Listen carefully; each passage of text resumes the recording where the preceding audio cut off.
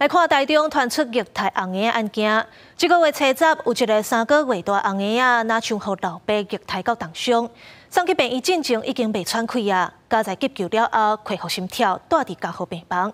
目前检方是依照重伤害罪，甲这个老爸收押。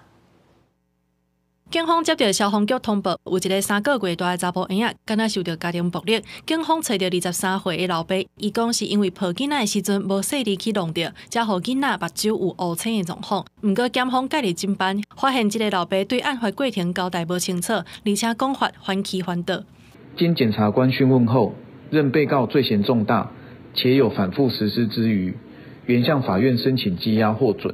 病医表示，查甫婴仔12月初10送去急诊，已经无生命现象，头壳唔有弄着伤，骹手也有凝血，目前也搁伫家护病房急救。这个疑似家庭暴力的案件，查甫婴仔的老母伫12月初10暗时发现囡仔鼻孔血流袂停，而且昏迷叫袂精神，才赶紧送病院。警方12月11报请地检署指挥侦办。查甫婴仔的老母伫12月12嘛表示有受到家庭暴力，检方12月13甲依照伤害的罪嫌声押核准。台中市社会局目前已经有安全的计划，查甫婴仔住院期间，老爸袂当单独面会。卡叔讲，查甫婴仔若是出院，老爸嘛袂当单独照顾。